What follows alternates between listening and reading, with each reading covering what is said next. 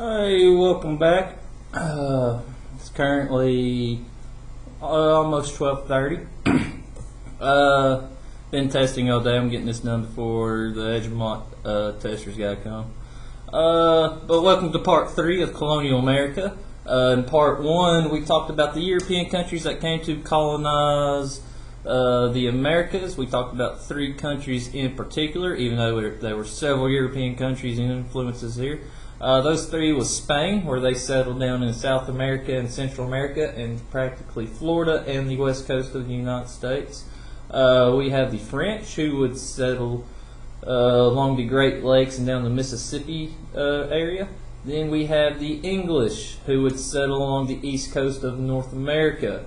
In the second part of the video, we talked about the 13 colonies, or in particular the English colonies.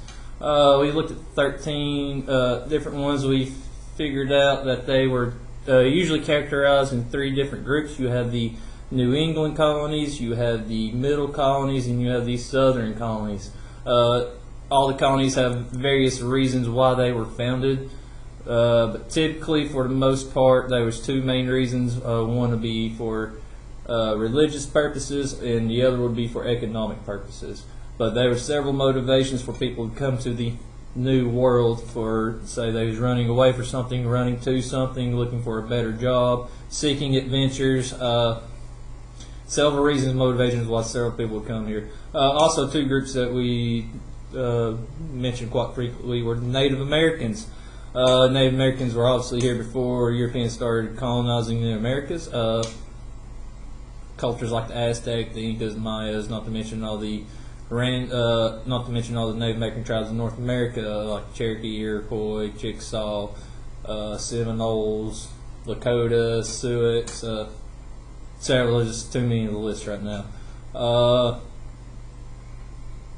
But they had a hard time adapting to the European influence, in particular with their immune system. Their immunities could not handle the quote-unquote invasion of the Europeans. Once they was introduced to these new bacteria, their body started shutting down. Classic example is smallpox. Smallpox ran rapid through the Native American communities. I know there's several wars with Native Americans, but the number 1 killer was not bullets, was not guns, was not knives or swords. It was disease. Disease would be the reason why Native Americans would die. Also, we talked about Africans in particular. The American slave will be known as the American slave. Typically, they would come from the central to west coast of Africa. There will be some infighting amongst them in Africa. The African history is interesting. I suggest you look into it.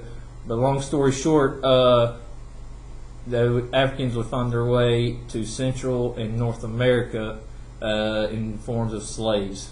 They are exceptions, but for the majority of Africans coming, they would become slaves.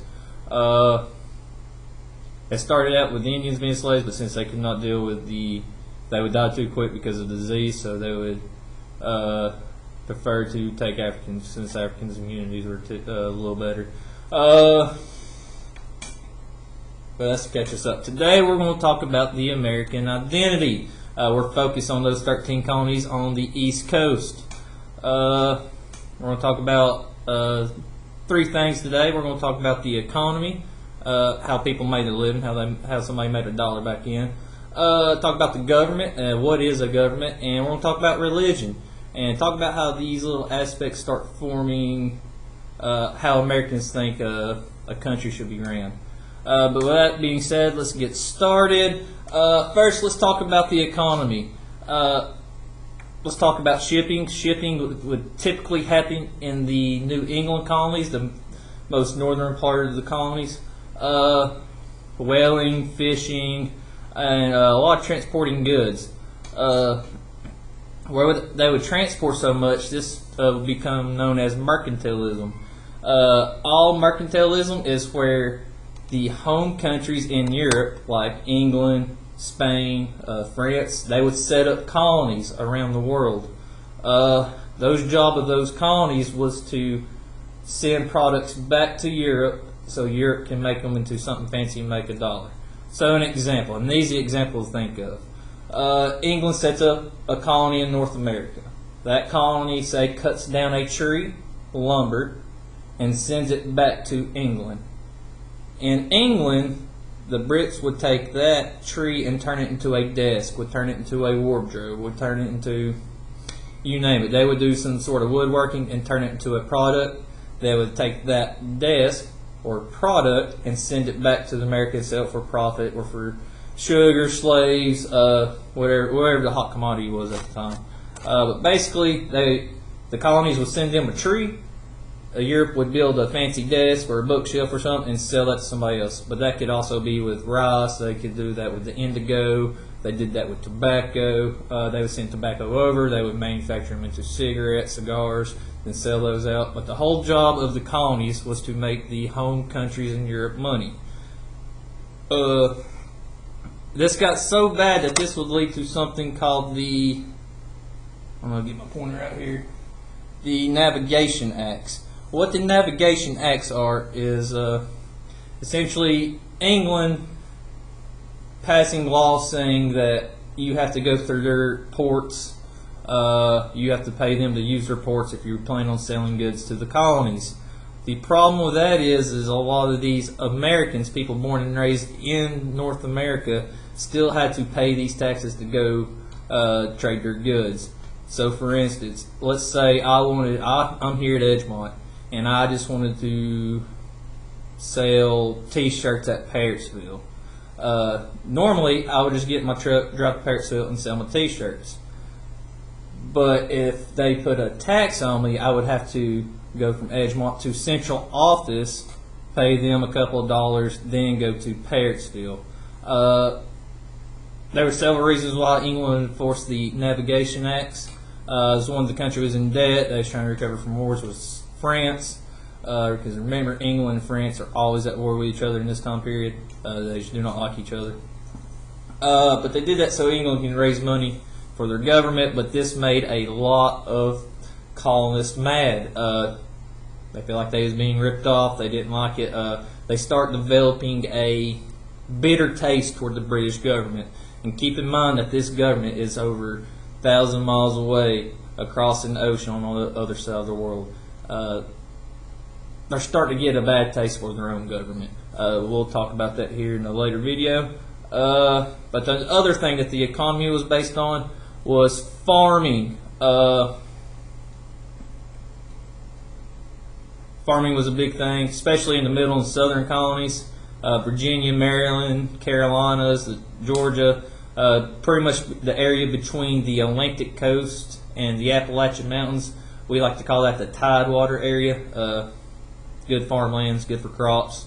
But this farming, people found out that they could make a lot more money off tobacco than they could, say, for instance, potatoes or corn or stuff like that. Yes, that stuff might feed your family, but tobacco is what made the money. They found out tobacco was so good that they started planting fields and fields of it. But they ran into an issue. They needed somebody to plant it, and they didn't have tractors back then, and these rich plantation owners, they're not going to go out there and sweat and do it themselves.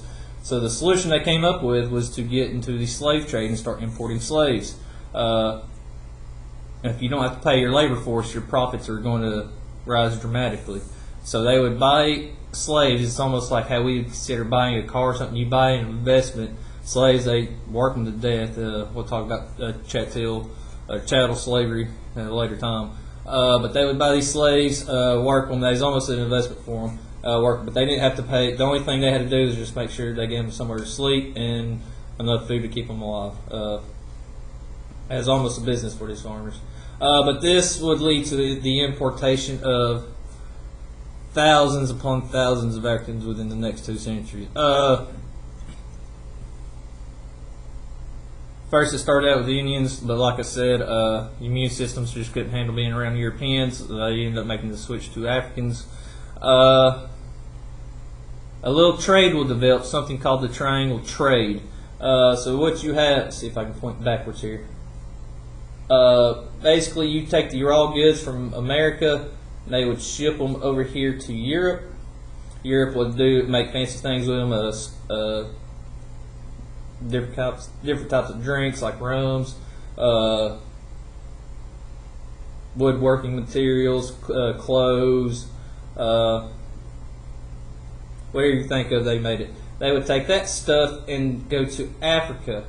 They would get a good deal on slaves. They would trade some of the stuff they made here in Europe, and they would in Europe they would take the stuff that they made, go down to Africa, pick up slaves, so forth and so on. Take those slaves over to the Americas, trade them for the raw goods. The merchants, by the way, they would trade them for the raw goods and stuff that the Americas were producing. Take those raw goods, take them to Europe. Europe would then take those raw goods, make something fancy out of them, take those fancy goods to Africa, trade those fancy goods for slaves, go back to America, and the process just kept repeating. This process repeated for well over a century, this trade going on in the Atlantic Ocean. It is known as the Triangle Trade. During all this trading, a lot of cultures were exposed. You start seeing new ideas coming from the Americas, Europe, and Africa. They're all blending together, making some sort of unique culture, a unique culture that we consider American. But because of this, something would develop known as the slave codes. I have it on the board.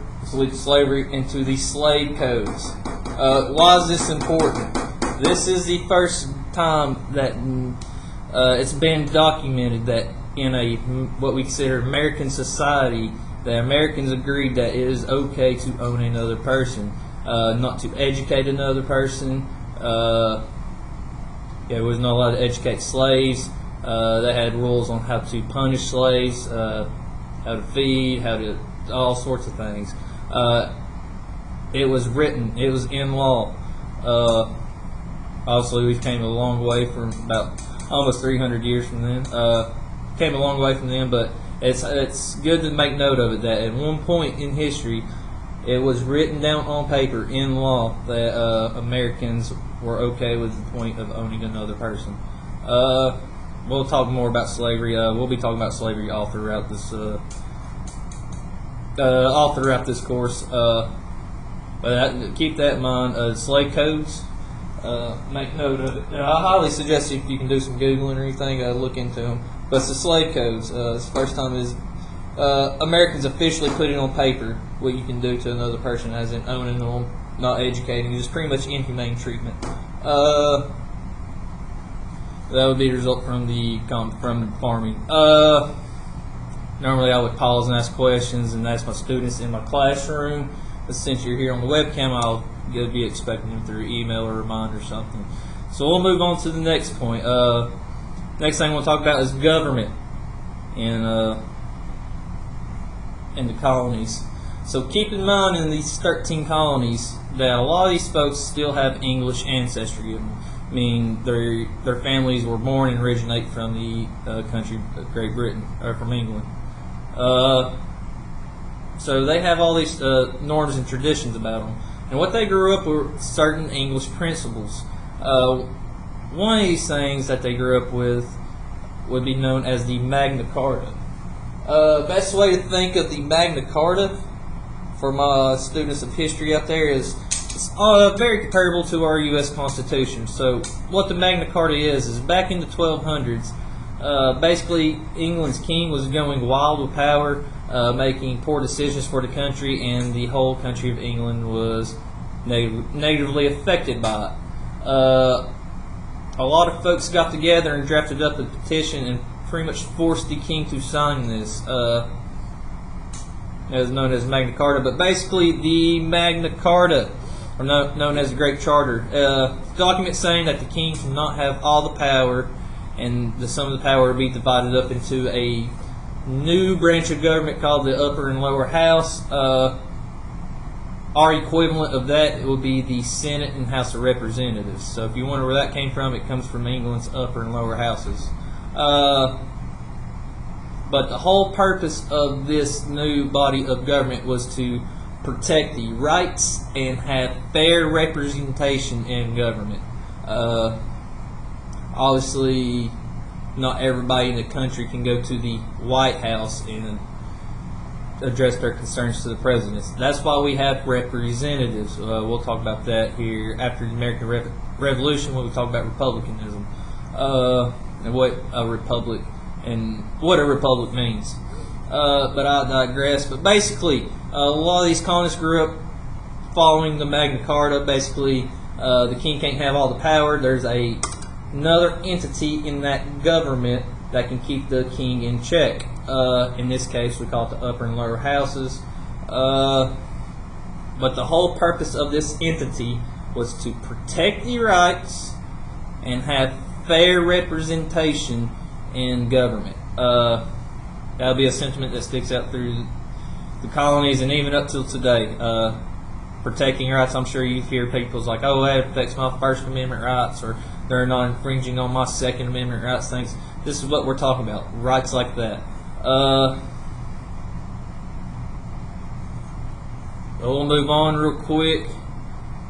In colonial society, we'll just talk about like day-to-day living real quick. Families typically lived in 1 or 2 roomed houses, and that was it. Extended family, you had your mom, dad, brother, sister, maybe your aunt, grandmother, your grandmother's cat, your grandmother's cat's cousin's first dog. You get the point. There was a lot of people crammed in these like 1 2 room houses. Same thing with school. All the kids, K through 12, all ages would go to a 1 room school. They usually taught by 1 or 2 teachers. Very instruction. They wouldn't learn arithmetic like how we learn it today, or they wouldn't learn data, different things. Typically, they would learn by reading the Bible, things of that sort.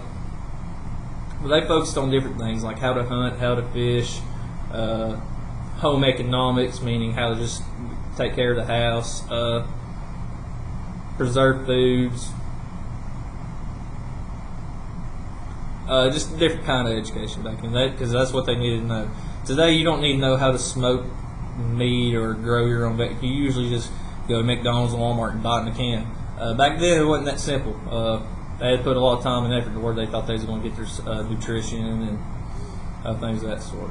But we'll move on to the big crutch of this lesson today, and that will be talking about religion and how it affected the United States, or the colonies, not yet the United States. So religion. So the majority of colonists would be considered Protestant.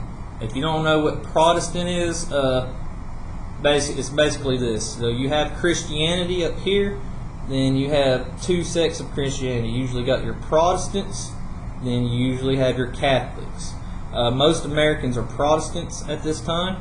An example of what Protestant might be like your Baptist, Southern Baptist, Methodist religions or churches that you typically find around in this area. Well, back in the 1730s and 40s, there was a revival going on across America. I mean, this was the hootenanny. I don't know if you can tell the image in the background here. But this is where, this was like the concert / the movie / this is where you went on your Friday, Saturday night. You went to one of these revivals, one of these sermons. This was happening all up and down the coast of the United States, all through the 13 colonies. 2 prominent preachers that you should make note of is Jonathan Edwards and George Whitefield.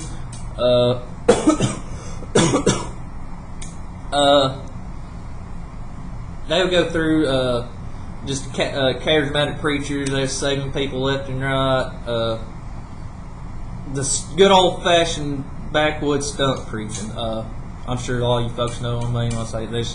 Just getting into it. But with this, what the Protestants started doing, especially the Baptists and Methodists, is the reason why a lot of folks came to the colonies to start with is because they disagreed with how the Church of England, the Anglican Church, was doing things.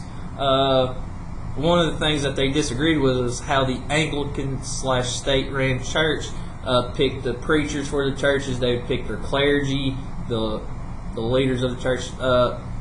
The Protestants in the colonies did not agree with that. What they thought is why can we not pick our own preachers? Why can we not pick our own ushers and elders and stuff like that? So what you start seeing, especially in southern Appalachia, is these Protestant churches kind of ignoring what the Anglican Church back in England was saying, and they was ordaining their own ministers, and they would send these ministers out to the backwoods of Appalachia and start preaching. They would try to go to Native Americans, so on and so forth.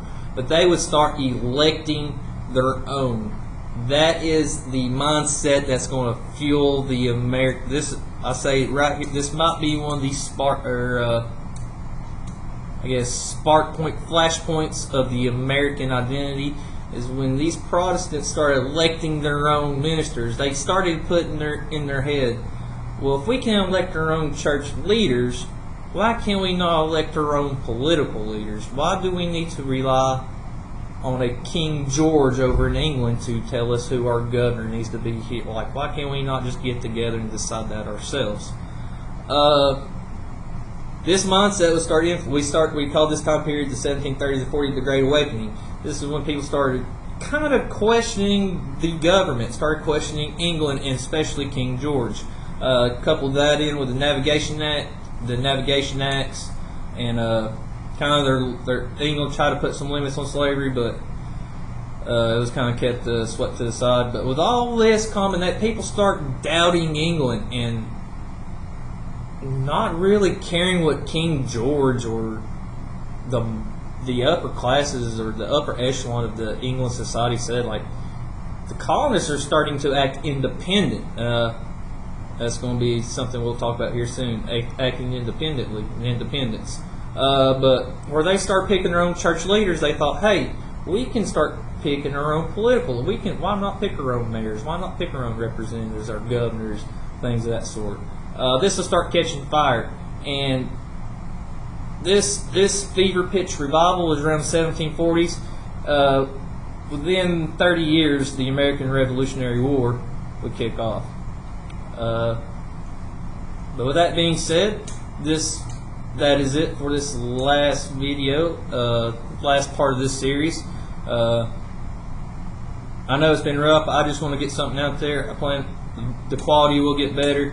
I know I need to work on my orientation here, stuff right behind me.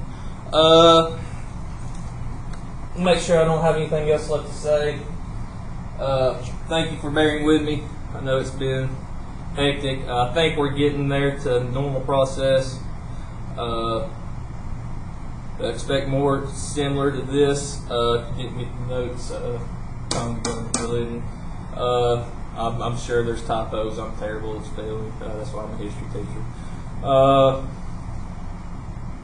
I know this is it for Colonial America Part 3. I plan on next week talking about a little bit more about how the American society felt right before the war kicked off, and right after it. We need to talk about the French and Indian War.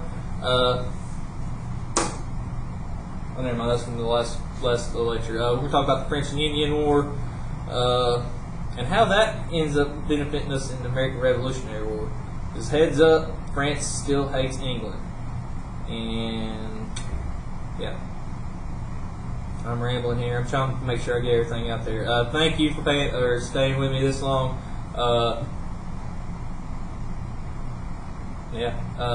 Football game tonight, Cobb County versus David Crockett. Cosby, I'm sure they're playing. Go support the Eagles if you're out in the Cosby area. If not, everybody have a safe weekend. Be safe.